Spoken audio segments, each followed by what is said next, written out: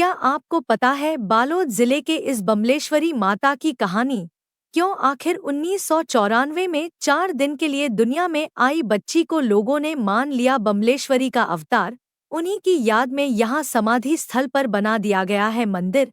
आज भी लोग दूर दूर से दर्शन को यहाँ आते हैं। आपको छत्तीसगढ़ के डोंगरगढ़ बमलेश्वरी मंदिर के बारे में तो पता होगा, लेकिन बालोद जिले में भी ऐसा ही एक मां बमलेश्वरी का मंदिर है जिसकी कहानी और मान्यता अनोखी है।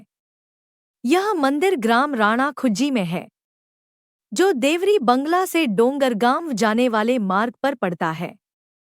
इस गांव में बमलेश्वरी मंदिर की स्थापना के पीछे एक विशेष कहानी है। दरअसल में 1994 में यहाँ कौमार्य परिवार में 1 जुलाई को एक बच्ची का जन्म हुआ था, जिसका आकार नवजात की तरह नहीं अपितु 6 माह की उम्र के बच्ची की तरह था। यह बच्ची 4 दिन ही इस दुनिया में रह पाई, लेकिन इस बच्ची के पैदा होने के बाद से गांव में अजीबोगरीब चमत्कार होने लगे। जब बच्ची इस दुनिया में नहीं रही तो एक जगह पर इसकी समाधि बनाई गई, फिर इसी समाधि स्थल को मंदिर का रूप दे दिया गया। लोगों में विश्वास और आस्था है कि यहाँ जो भी अपनी मनोकामना लेकर आते हैं वह पूरी होती है। मां बमलेश्वरी सबकी सुनती है। मंदिर समिति के प्रमुख जीवन चंद जैन ने हमारे रिपोर्टर दीपक यादव को बताया कि अपने कुछ दोस्तों के साथ मिलकर उन्होंने मंदिर का विकास किया। धीरे धीरे ग्रामीण और दानदाता जुड़ने लगे और यहाँ मंदिर का उद्धार होता रहा। साथ ही मां बमलेश्वरी की ख्याति भी दूर दूर तक फैली। जो कोई भी इस मार्ग से जाते हैं वह पहले इस राणा खुज्जी के मां बमलेश्वरी मंदिर में दर्शन करने के लिए जरूर रुकते हैं। इसके पीछे की वजह 1 जुलाई से 4 जुलाई 1994 तक इस दुनिया में रही बच्ची है, जिसका नाम लोगों ने मां बमलेश्वरी रखा था। जब यह बच्ची पैदा हुई तो लोग इसके दर्शन के लिए टूट पड़े। कौमार्य परिवार में बलराम और रोमिन बाई की बिटिया के रूप में इस दुनिया में आई बमलेश्वरी स्वरूप अवतार को देखने के लिए दूर दूर से लोग आते थे। जब वह दुनिया में नहीं रही, बच्ची का स्वर्गारोहण हुआ। जहां पर समाधि बनाई गई वहां पर भी लोगों ने कई तरह के चमत्कार देखे। कहा जाता था कि जिस समाधि स्थल पर बच्ची को दफनाया गया था वहां पर वह अवतार स्वरूप खेला करती थी।